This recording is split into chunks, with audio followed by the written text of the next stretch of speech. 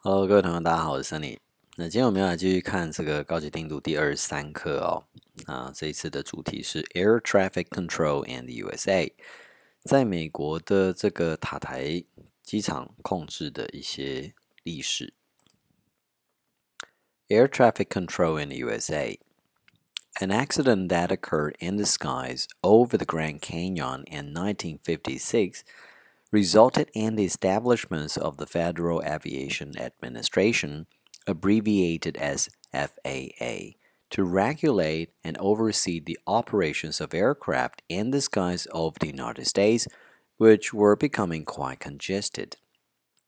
The resulting structures of air traffic control has greatly increased the safety of flight in the United States, and similar air traffic control procedures are also in place over much of the rest of the world.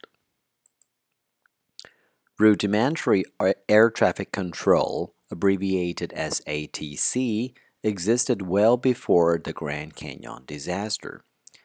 As early as the 1920s, the earliest air traffic controllers manually guided aircraft in the vicinity of the airports using lights and flags, while beacons and flashing lights were placed along cross-country routes to establish the earliest airways. However, this purely visual system was useless in bad weather, and by the 1930s, radio communication was coming into use for ATC.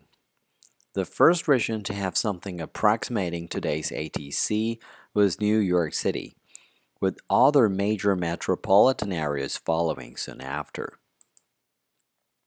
In the 1940s, ATC centers could and did take advantage of the newly developed radar and improved radio communication brought about by the Second World War, but the system remained rudimentary.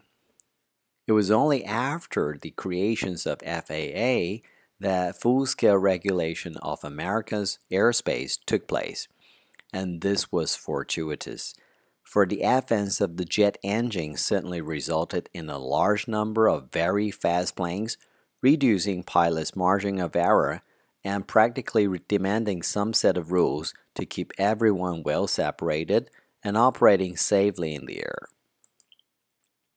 Many people think that ATC consists of a row of controllers sitting in front of their radar screens at the nation's airports, telling arriving and departing traffic what to do. This is a very incomplete part of the picture. The FAA realized that the airspace over the United States would at any time have many different kinds of planes flying for many different purposes in a variety of weather conditions, and the same kind of structure was needed to accommodate all of them, especially in the immediate vicinity of an airport. 好，那我们今天的带读就到这里。那对于这个ATC 有控制的同学，可以多练习几遍哦。好，那我们下回见。